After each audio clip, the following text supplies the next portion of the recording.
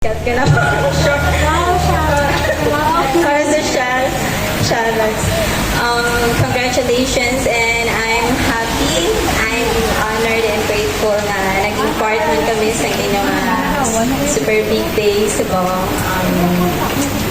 Truly nga, isagid ka mo sa pamatuon ni Kiko na that there's nothing impossible with God. Yeah. I know nga madamo naman ko mo, nabadian ng mga common pieces of advice when it comes to married life. But then, isa lang man ang akon nga may ihambal or maibilin sa inyo, like ginhambal ni Shane kay na nga maging center lang always si Lord sa inyong relationship. Kay I know and I do believe nga kung wala si Lord, talagang love loses its direction easily. Ano pa man? In-notes ko na siya sa kay kaso kung in-notes ko, hindi ko siya matapos lang.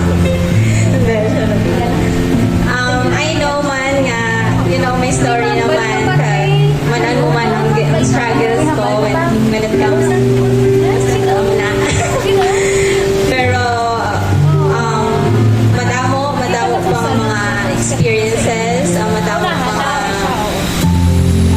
mapagdaanan ko mo, which is may arap mga worst case scenario nga ang isa is ma-back out na lang without any words, ang isa likewise. Pero nagapatigil ako nga kung si Lord is nasa center sa inyong relationship or sa inyong married life with Lupas, I know nga ang weapon kay di ba ang Manila gani nga ang marriage is a war, is a battle nga kailangan strive hard yun ninyo both, hindi lang ang isa kundi both dito mong dawa.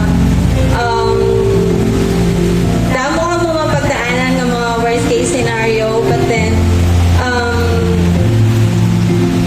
pag may trust kita kay Lord, imbes nga ang weapon natin is anger, hatred, magiging weapon natin is love, okay, trust, patience, and understanding din sa isa kag isa. So muna na ang hambag magan ni Pastor Kaina nga